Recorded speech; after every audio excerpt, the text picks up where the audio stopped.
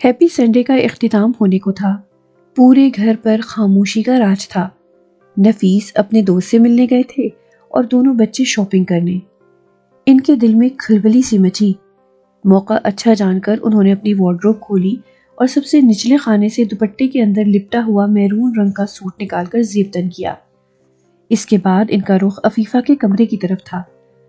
अफीफा का नाजुक सा ब्रेसलेट दराज से निकालकर अपने सांवले हाथों में पहना और तेज मैरून रंग की लिपस्टिक निकालकर होठों पर लगाई। फिर खुद को आईने में काफी देर तक तकने के बाद एक लंबी सांस खारिज की। कुछ था जो आंखों के पर्दे पर हुस्न बनकर लहराया था, मगर चंद सानिये की बात थी। अगले ही सेकंड वो सर झटक कर किचन में आ गई, जहां सुल्ताना रात के खाने में तैयारी में मसरूफ थी। भाभी अब बस कर दें, निकल आए बाहर, बाकी का काम अफीफा कर लेगी आकर। खुद दोनों बहन भाई तो शॉपिंग को निकल गए और माँ को झोंक गए चूल्हे में। आ जाएं, हम अच्छी सी मूवी देखते हैं, फिर तो माह रमजान शुरू हो जाएगा। कहाँ देखी जाएंगी फिल्में? सुल्ताना यूं तो इनके छोटे भाई की बीवी थी, मगर आपा का कहना था कि भाभियां माओं की जगह होती हैं, सो वो बहुत एहतराम से उन्हें भाभी ही कहती। सुल्ताना ने एक नजर उन्हें देखा और इनकी तैयारी देखकर नरमी से मुस्कुराई। आपा, ये तो हमने खुद ही अपने दिमाग में बिठा रखा है कि गुनाहों से बचने की कोशिश सिर्फ माह रमजान में ही करनी है, वरना बाकी के 11 महीने हमारा नफ्स शुतरे बेमुहार बना फिरता है और हम बड़े शौक से उसकी मानते चले जाते हैं। हमारे जहनों में बस ये बात फिट हो गई है कि रमजान में शैतान को बांध दिया जाता है, सो अब गुनाह नहीं करने। सुल्ताना धीमे से बोली, ये बात तो हकीकत है ना भाभी, शैतान तो वाकई माह रमजान में बांधे जाते हैं। आपा ने आगे बढ़कर सलाद वाली प्लेट से खीरे का टुकड़ा उठाया। हाँ, हकीकत है, मगर इस शैतान का क्या जो हमारे अंदर बैठा है जमकर।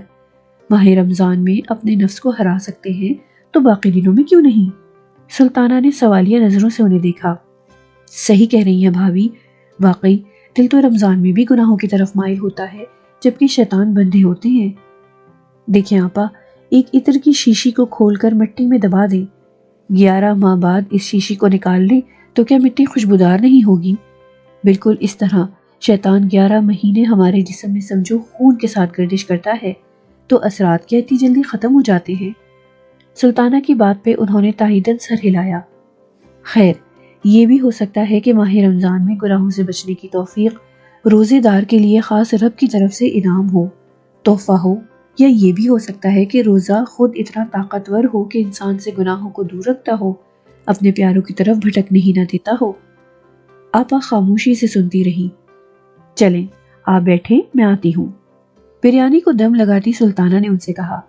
वो टीवी लाउंज में आ बैठी। भाभी की बातें सोचते कुछ ही देर गुजरी थी कि अफान और अफीफा चंद शॉपर्स थामे थके थके से अंदर दाखिल हुए। आपा लम्हा भर को बौखलाई।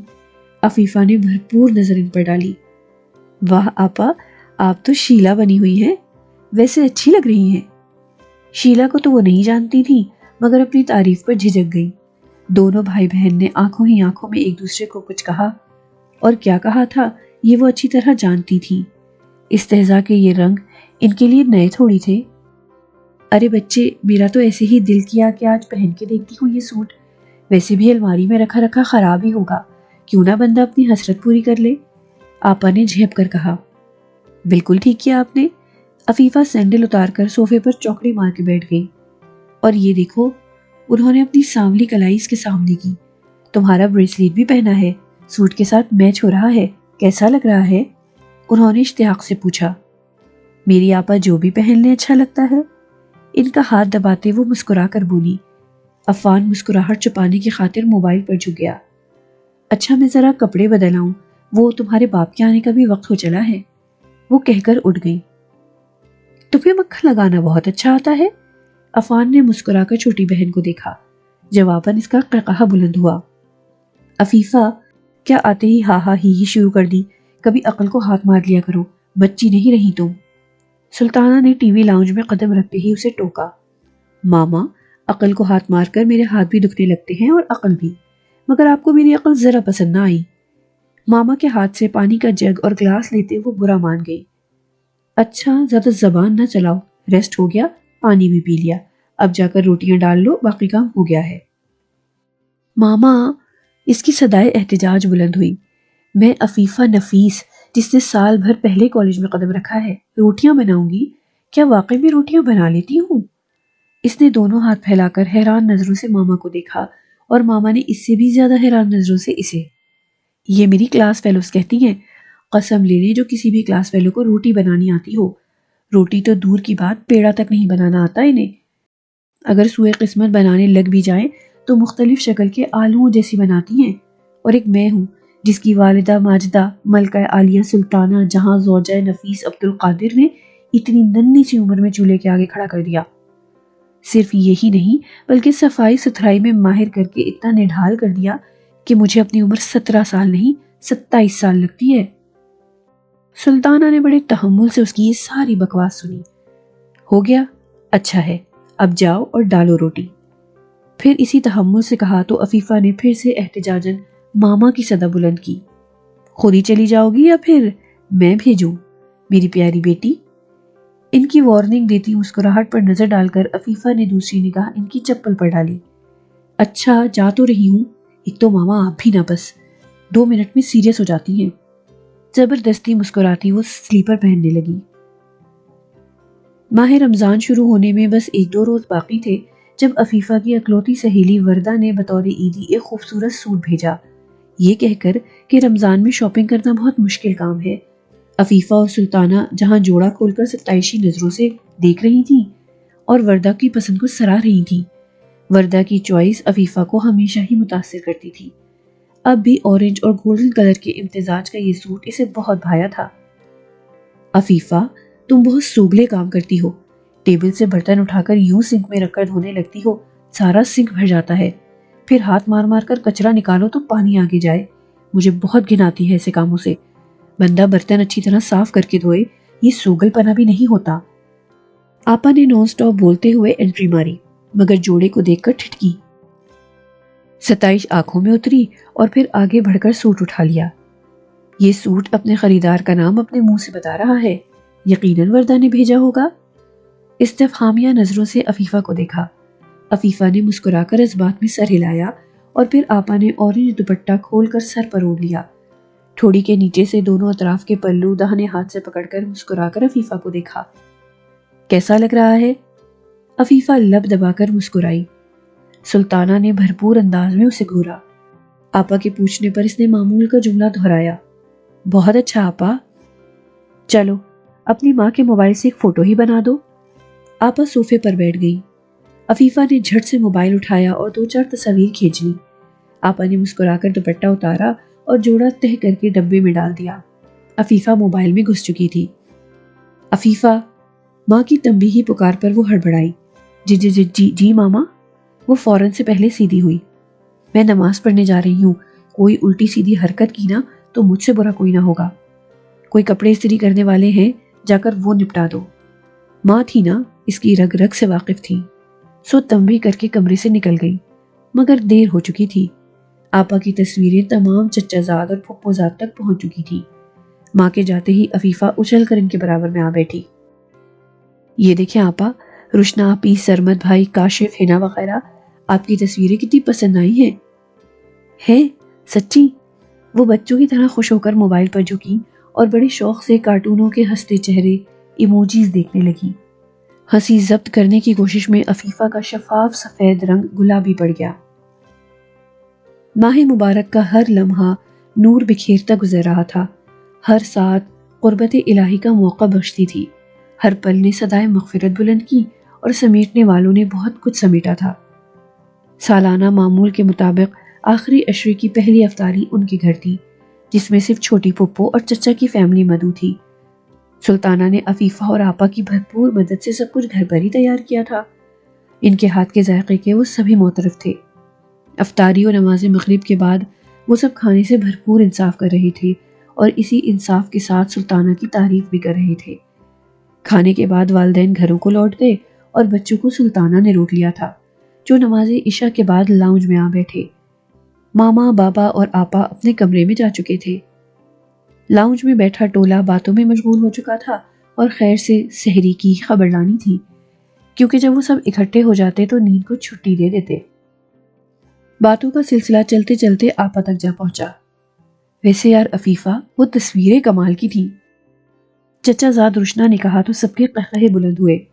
چچا کے سارے بچے بہت ہی بدلحاظ ہو گئے تھے۔ دولت کی دیوی سب کے ہی تیور بدل دیتی ہے۔ اتنی مضحکہ خیز تصویریں بھی نہیں تھی جتنا آپ لوگ ہنس رہے ہیں۔ عفیفہ پچھتائی تھی وہ تصویریں سینڈ کر کے۔ یار ہم کب مضحکہ خیز کہہ رہے ہیں، ہنسی تو اس بات پر آتی ہے کہ آپا یہ جو چونچلے کرتے ہوئے اپنی عمر بھی نہیں دیکھتی۔ ہنا نے کہا۔ صحیح کہہ رہی ہو ہنا، پچھلے سال آپا ہمارے گھر آئی ہوئی تھی رہنے، اسی دوران ایک شادی آ گئی۔ انہوں نے اسپیشل پھپھو کو انوائٹ کیا۔ میں نے آپا کو ان کی عمر کے لحاظ سے تیار کر دیا، مگر اللہ، آپا کی تسلی ہی نہیں ہوئی۔ بار بار آئینے میں دیکھتی، رنگ ماٹھا لگتا تو پاؤڈر لگا لیتی۔ آپا کا تو بس نہیں چل رہا تھا کہ پوری ڈبی لگا لیں اور معجزاتی طور پر منٹوں میں گورے ہو جائیں۔ چھوٹی پھپھو کی زوبیا کی بات پر پھر سے قہقہا ابلا۔ بالکل، آپا کی موجودگی میں کوئی کر تو لے اسکن پالش یا فیشل، ساتھ ہی شروع ہو جاتی ہے۔ میرے پاؤں کتنے گورے ہیں، میں پورا مال گھوم کر بہترین جوتا سلیکٹ کرتی ہوں۔ پچھلی عید کی بات ہے، میں اتنی خوبصورت سینڈل لے کر آئی، آپا وہی موجود تھی۔ آپا کو دکھائے تو آپا نے فوراً اپنے پاؤں میں پھنسا لیے۔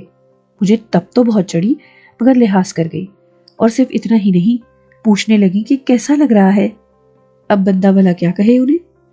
عفیفہ کو روشنا آپی کا مذاق اڑاتا انداز برا لگا، حالانکہ وہ خود بھی اس میں شامل تھی۔ دل ہی دل میں سہی، مگر ہنسی تو وہ بھی تھی آپا کی حرکتوں پر۔ آپا اتنی بھولی نہیں ہے، شاید جان بوجھ کر ایسا کرتی ہیں، وگرنہ جب مہمان آئے ہوں یا آپا خود کہیں جائیں تو کتنی سوبر لگتی ہیں۔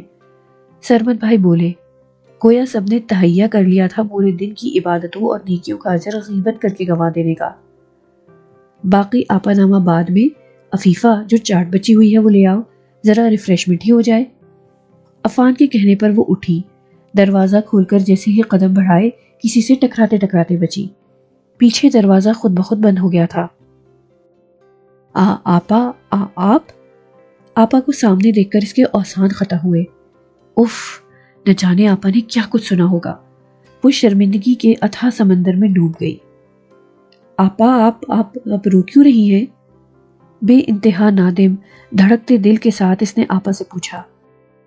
جواباً آپا نے آنسو بھری آنکھوں سے اسے لمحے بھر کو دیکھا اور اگلے ہی لمحے مڑ کر اپنے کمرے میں چلی گئی۔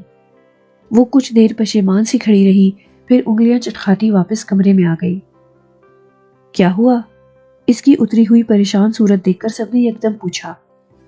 وہ آپا تھی یہاں، جب میں باہر نکلی آپا نے سب کچھ سن لیا ہے۔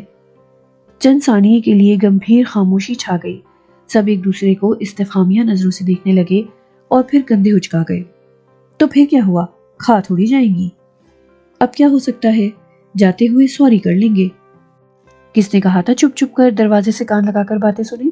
کتنی غیر اخلاقی حرکت ہے، جیسے وہ خود تو بڑی اخلاقی حرکت کر رہے تھے کچھ دیر پہلے۔ اچھا ہوا سن لیا تو، کم از کم آئندہ ایسی حرکتیں کرنے سے تو باز آ جائیں گی نا۔ لمحہ بھر کے لیے سب نے اس بات کو چٹکیوں میں اڑا دیا تھا۔ عفیفہ کو بے انتہا شرمندگی اور دکھ نے آن گھیرا۔ اس نے عفان کی طرف دیکھا، وہ بھی خاموشی سے لب بھیجے پشیمان بیٹھا تھا۔ دونوں نادم کھڑے ماما کی قہر بار نظریں سہ رہے تھے۔ ہار کر عفیفہ نے زبان کھولی۔ ماما، آپ کی یہ نئے برانڈ کی گھوریاں مجھے کیا سمجھانا چاہ رہی ہیں، مجھے قطعاً پتہ نہیں چل رہا، کیونکہ آپ کی اس قسم کی گھوریاں کبھی نظروں سے نہیں گزری، اس لیے میں ان کے رنگوں رازوں سے قطعی نابلد ہوں۔ پلیز آپ ان گھوریوں کو الفاظ کا روپ دے دیں تاکہ میں جان سکوں کہ آپ۔ Shut up! ماں کی دھاڑ پر وہ اچھلی اور پھر خاموش ہو گئی۔ ذرا سی بھی شرمندگی ہو رہی ہے تم لوگوں کو؟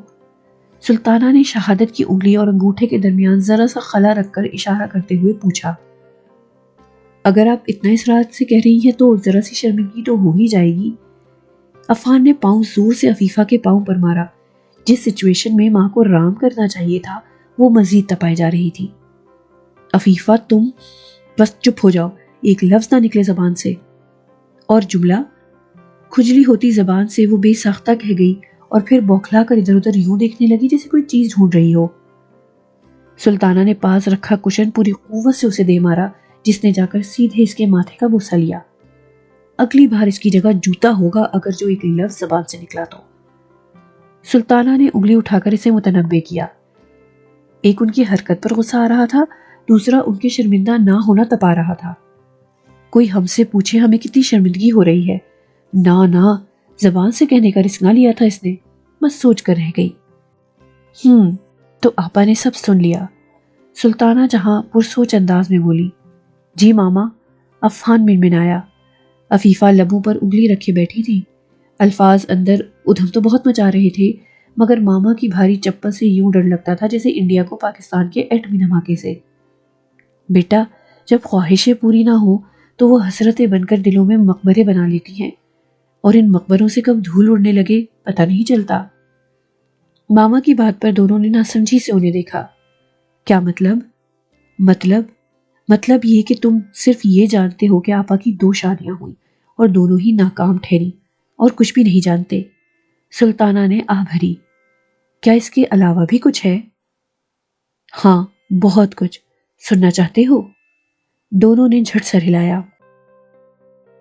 رابعہ 2 بھائیوں اور ایک بہن کی بڑی آپی تھی، پہننے اوڑھنے سجنے سورنے کی بے حد شوقین، مگر ان کا یہ شوق ابا کی سخت گیر طبیعت کی نظر ہوا۔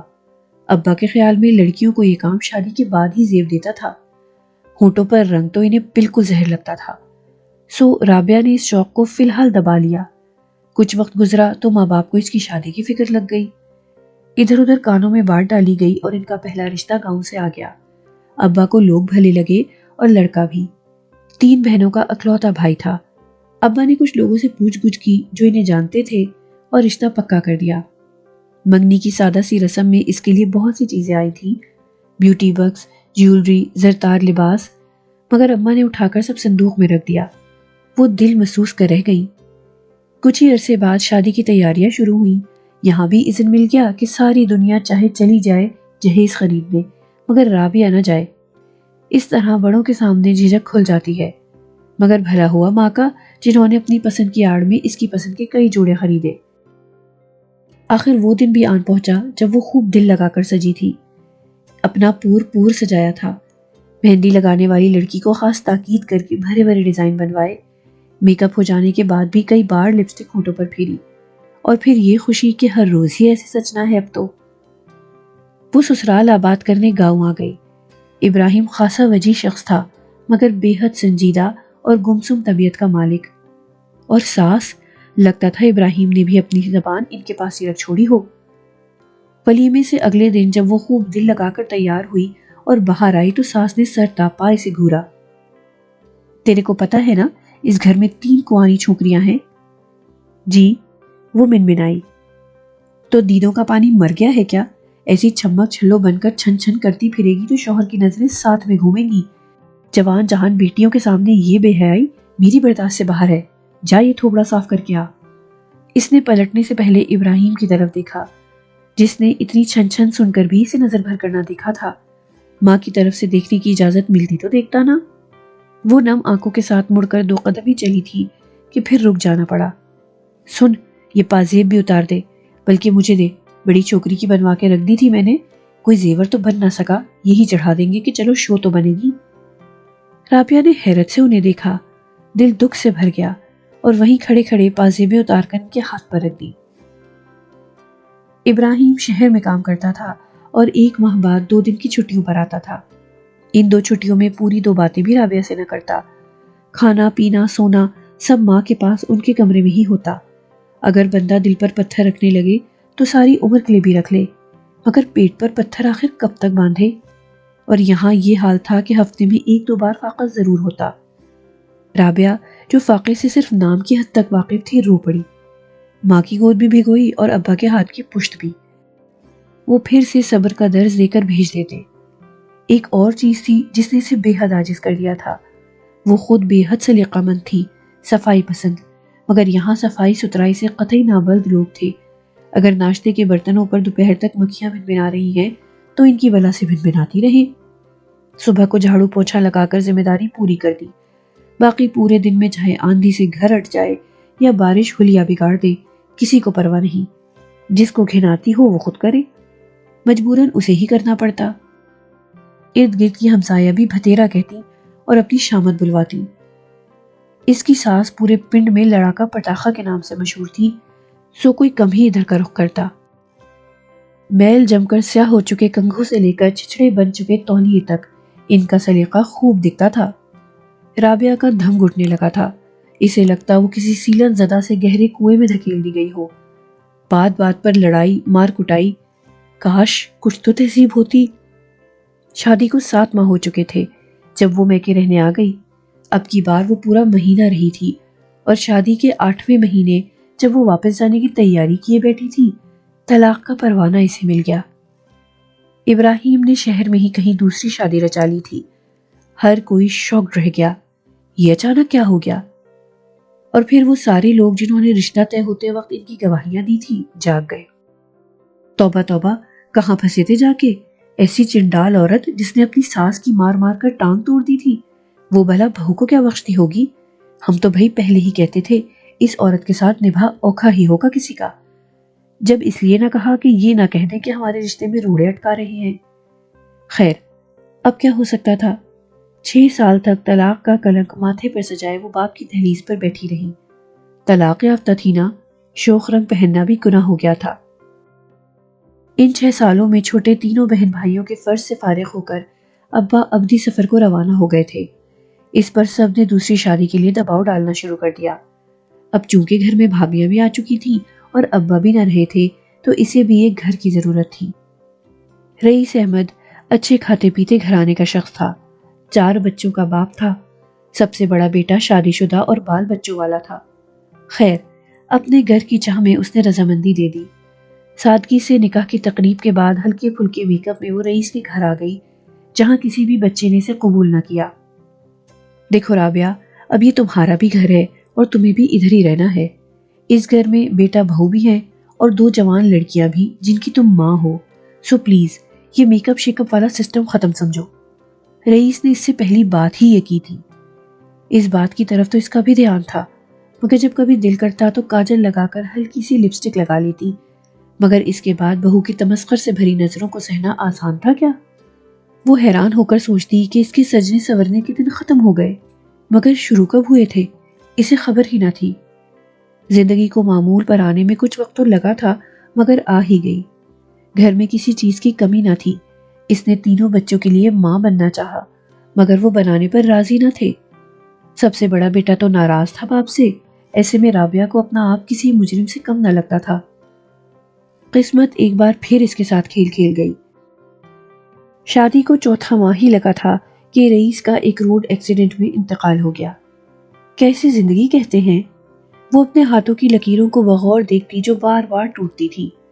عدت کے 4 ماہ 10 دن وہ مشکل رئیس کے گھر میں گزارے تھے، اور ایک بار پھر باپ کی دہلیز پر آن بیٹھی تھی۔ چھوٹا بھائی وکیل بن چکا تھا اور اپنا حصہ لے کر اچھے علاقے میں بہترین گھر بنا لیا تھا۔ بیوی رابعہ کو رکھنے پر راضی نہ تھی۔ خود رابعہ کی سلطانہ یعنی بڑی بھابھی کے ساتھ زیادہ بنتی تھی۔ سلطانہ نے اسے اپنے گھر میں رکھ لیا تھا، یہ کہہ کر کہ یہ اس کے ابا کا گھر ہے۔ رابعہ بھی وہی رہنا چاہتی تھی کہ سلطانہ بھابھی اور نفیس دونوں ہی سادہ مزاج انسان تھے، اور بچے بھی احترام کرتے تھے۔ وہ اپنے بہن بھائیوں کی تو آپا تھی ہی، ان کے بچوں کی بھی آپا بن گئی کہ والدین کی دیکھا دیکھی بچے بھی خالہ پھپھو کہنے کی بجائے آپا ہی کہنے لگے۔ اب زندگی تو گزر رہی تھی، وہ سبک رواں پانی جیسی دکھتی، مگر کون جانتا تھا کہ دل کی ناؤں نے کیسے کیسے بھنور دیکھے تھے۔ بیٹا، انسان جس عمر میں داخل ہو جائے مگر دل بچہ ہی رہتا ہے، وہی خواہش کرنا، وہی ضد کرنا۔ کسی کی خواہش اپنے وقت پر پوری ہو جاتی ہے، کسی کی مر جاتی ہے، اور کسی کی ہمیشہ زندہ رہتی ہے۔ پوری ہو جائے تب بھی، پوری نہ ہو تب بھی۔ شکر کرو کہ ان کی خواہشیں زندہ ہیں، ورنہ جیسی زندگی ان کی گزری ہے، کوئی کم ہمت عورت ہوتی تو کب کی بکھر چکی ہوتی۔ یہ آپا ہی کی ہمت ہے کہ وہ ڈہ کر پھر اٹھ گئی اور زندگی کے راستے پر چل پڑی۔ سلطانہ جہاں مدھم لہجے میں بول رہی تھی اور وہ دونوں دکھ کے عالم میں بیٹھے سن رہے تھے، عفیفہ کے حلق میں نمکین گولا ابھرا تھا۔ ماما، ہم کیسے منائیں آپا کو؟ عفان نے مدھم آواز میں پوچھا۔ مجھے نہیں پتا، اگر دل سے منانا چاہتے ہو تو 101 طریقے ہیں اور وہ مان بھی جائیں گی۔ سلطانہ کندھے اچکا کر اٹھ گئیں۔ ماما، 101 میں سے کوئی ایک طریقہ تو بتا دیں، عفیفہ نے پیچھے سے صدا لگائی۔ آئی ڈونٹ نو بیٹا جی، یہ کہہ کر چلی گئی۔ وہ چاہتی تھی کہ بچے جیسے بھی ان کی ناراضی دور کریں، ان کا خلوص ضرور شامل ہو۔ دونوں تادیر صلاح مشورہ کرتے رہے، کزن سے بھی رابطہ کیا مگر وہ جھلنا گئے۔ یار یہ کوئی اتنا بڑا ایشو نہیں ہے جتنا تم لوگوں نے بنا رکھا ہے، پر کا پرندہ ہی بنا لیا ہے، خود ہی بولنے لگ جائیں گی، اگر نہیں بھی بولتی تو کیا ہوا۔ وہ منہ لٹکا کر بیٹھ گئے، اب جو کرنا تھا دونوں نے ہی کرنا تھا۔ چاند رات تھی، بازاروں میں مخصوص ہجوم اور شور شرابہ تھا، آسمان بھی خوب تاروں بھرا تھا۔ عفیفہ اور عفان دونوں مغرب کے بعد سے شاپنگ کو نکلے تھے۔ 4 گھنٹوں کی مغز ماری کے بعد وہ تھک چکے تھے، مگر تھکن کو خود پر طاری ہونے نہیں دے رہے تھے۔ بابا ماما کو شاپنگ دکھا کر وہ آپا کے کمرے میں آ گئے۔ آپا جاگ رہی ہے؟ دونوں نے اندر جھانک کر پوچھا۔ آپا جو آنکھوں پر بازو رکھے لیٹی تھی، ان کو دیکھ کر اٹھ بیٹھی۔ ہاں بچے آ جاؤ، یہ منہ پٹاخے سونے نہیں دیتے۔ عفیفہ عفان دونوں ان کے دائیں بائیں بیٹھ گئے اور شاپنگ بیگز کھولنے لگے۔ شاپنگ دکھانی تھی آپ کو؟ عفیفہ نے گلابی رنگ کا بے انتہا خوبصورت جوڑا نکال کر ان کے سامنے پھیلایا، جس پر سلور رنگ کا کام تھا۔ رنگ اور کام دونوں ہی نہ تو بہت ہلکے تھے اور نہ بہت گہرے۔ ارے ماشاءاللہ بہت خوبصورت ہے، اور یہ رنگ تو تم پر جچتا بھی بہت ہے۔ آپا نے کھلے دل سے تعریف کی۔ بس کر دے آپا، اس باندری پر کہاں جچتا ہے کوئی بھی رنگ، اور اس میں تو بالکل اٹیلین باندری لگے گی، یہ رنگ تو میری پیاری آپا پر جچتا ہے۔ عفان نے کہہ کر دوپٹہ انہیں اڑا دیا۔ آپا نے بہت آہستگی سے دوپٹہ اتارا اور تہہ کرنے لگی۔ کیا ہوا آپا، پسند نہیں آیا؟ دونوں کو تشویش ہوئی۔ نہیں بچے، پسند تو آ گیا ہے، مگر مجھ بڈھی کے لیے کہاں مناسب ہے جھلملاتا سوٹ۔ بیٹا میری عمر تو نہیں رہی ایسے کپڑے پہننے کی۔ وہ طنز نہیں کر رہی تھی، بالکل عام سادہ انداز میں کہہ رہی تھی۔ وہ دونوں پھر سے شرمندہ ہو گئے، مگر جلد ہی عفیفہ اپنی ترنگ میں آ گئی۔ واہ، ایسے کیسے بڈھی ہو گئی ہیں آپ؟ ایسے کیسے مناسب نہیں ہے؟ ایسے کیسے عمر چلی گئی؟ میں تو کر دوں گی ایسی کی تیسی جس نے یہ کہا کہ آپا۔ عفان نے درمیان میں ہی سے ٹوک دیا، وہ بیچاری جملہ ہی پورا نہ کر پائی۔ عفیفہ تم نے ہمیشہ کی طرح اپنے بے تکے منہ سے بے تکے الفاظ کے ساتھ بے تکی بات کی ہے، سو اب خاموش ہو جاؤ۔ عفیفہ نے منہ بسورا۔ آپا یہ 2-4 سفید بال آ جانے سے آپ بوڑھی تھوڑی ہو گئی ہیں، یہ چند جھریاں عفیفہ کے 1-2 ٹوٹکوں کی مار ہیں۔ یقین کریں میرے دوست بلیو نہیں کرتے اس بات پر کہ آپ بابا کی سب سے بڑی بہن ہیں، آپ آج بھی فریش نظر آتی ہیں۔ عفان کی بات پر ان کی آنکھ کا ایک کونا ذرا سا نم ہوا۔ بے اولاد عورتیں ایسی ہی رہتی ہیں، ایسی ہی ہوتی ہیں، دکھ سے سوچا۔ لوگ کیا کہیں گے بیٹا؟ گولی مارے لوگوں کو آپا، لوگ تو کچھ بھی کہتے رہتے ہیں، چھوڑیں ان کی بات۔ اور آپ نے تو دیکھا ہی ہے آج کل دادیاں نانیاں تک بن ٹھن کے رہتی ہیں جیسے نو بیاہتا دلہنیں ہوں۔ عفیفہ پھر سے ابلی تھی۔ عفان نے پیار سے بہن کو دیکھا۔ زندگی میں پہلی بار تم نے کوئی بات سیدھی کی ہے، چلے آپا اسی خوشی میں مان جائیں۔ عفان نے ان کے گرد بازو ہمائل کیے۔ مان جائیں نا آپا پلیز۔ عفیفہ بازو پر لٹکی۔ میرے بچے میں ناراض نہیں ہوں، اور تم دونوں مجھے اتنے پیارے ہو کہ ناراض ہو بھی جاؤں تو ناراض رہ نہیں سکتی۔ عفیفہ کو ساتھ لگائے عفان کا گال تھپ تھپاتے آپا نے مسکرا کر کہا تو دونوں خوشی سے اچھل پڑے۔ او یو آر گریٹ سویٹ آپا، لو یو آپا جانی۔ دونوں نے گالوں پر بوسہ دیا۔ عفیفہ نے دوپٹہ پھر سے ان کو اڑا دیا۔ پورے خلوص سے، بے حد پیار سے، انتہائی احترام سے کہہ رہی ہوں میری آپا، بہت بہت بہت۔ عفیفہ دونوں ہاتھ گالوں پر رکھے آنکھیں زور سے نیچے بہت بہت کی گردان کیے جا رہی تھی۔ بہت پیاری لگ رہی ہیں، اب کھول لو آنکھیں۔ عفان نے اس کا جملہ مکمل کر کے اطلاع بہم پہنچائی۔ ہیں سچی پیاری لگ رہی ہوں؟ وہ بچوں کی سی خوشی سے بولی۔ بالکل، اور یہ دیکھیں میچنگ شوز، چوڑیاں اور جیولری، کل آپ نے تیار ہونا ہے اچھے سے اپنے بچوں کی خاطر۔ عفان ان کے ہاتھ تھامے کہہ رہا تھا، میں آپ کو اتنی اچھے سے تیار کروں گی کہ آپ لشکاریں ماریں گی۔ عفیفہ ان کی گود میں سر رکھ کر لیٹ چکی تھی، نظر ان کے چہرے پر پڑی جہاں عجیب رنگ پھیلے تھے، کہیں الجھی یادوں کے، کہیں سچی خوشیوں کے۔ اس عید پر انہوں نے آپا کو خلوص دل سے تحفہ دیا تھا۔ آپا نے بہت شوق سے ہر شے کو دیکھا، دونوں کی پیشانی چومی اور پھر بے انتہا خاموشی سے نم آنکھ کا کونا صاف کیا۔